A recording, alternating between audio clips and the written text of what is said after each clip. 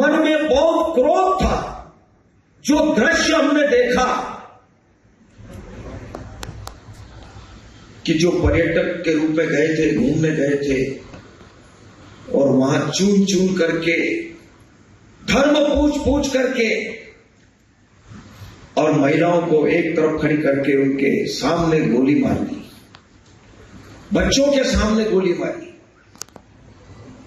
उस दिन से दिमाग में बहुत तनाव था पूरे देश के लोगों के दिमाग में कि जब तक इसका बदला नहीं लिया जाएगा और जिन माताओं के सिंदूर को मिटाने का काम जिन लोगों ने किया, जिन आतंकवादियों ने किया और जिन आतंकवादियों को जिनने पाला, जो पाल रहे हैं, उनको नेस्त नाबूद नहीं कर देंगे तब तक चैन की सांस नहीं लेंगे। और यशस्वी प्रधानमंत्री जी को हम धन्यवाद देना चाहेंगे और पूरा देश, देश की वो सेना, वो सैनिक उनके चरणों में नतमस्तक है।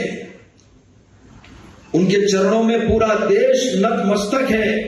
उन्होंने जो जवाब दिया है उसकी जितनी सराहना की जाए, जितना कहा जाए, एक बार उनके लिए जोरदार ताली बजाए। 2 दिन से जबलपुर के प्रवास पर था। मैं प्रभारी मंत्री के नाते सिविल डिफेंस वॉलंटियर्स का 1 दिन का प्रशिक्षण शिविर था, उसमें मैं गया था और मैंने ऑपरेशन सिंदूर के मामले में भी मैंने कहा और जो कुछ अभी हुआ है उसके बारे में मैं बोला था।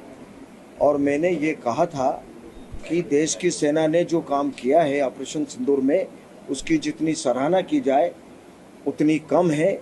और देश की सेना के लिए देश की जनता उनके चरणों में नतमस्तक है, उनका पूरा सम्मान करती है और हमेशा देश की सेना ने देश की रक्षा के लिए काम किया है तो हम उनका पूरी तरह से सम्मान करते हैं। मैंने ये कहा है, उसको गलत तरीके से प्रस्तुत करके जो चैनल में बताया जा रहा है, मुझे लगता है कि ये बहुत ही गलत तरीका है।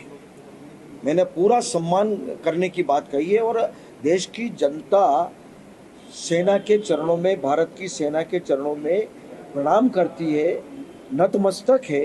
ये शब्द मेरे हैं। आप अच्छी तरह से उस वीडियो को देखेंगे। मेरी भावना ये है, अब उसको गलत तरीके से टर्न देकर के जो कहा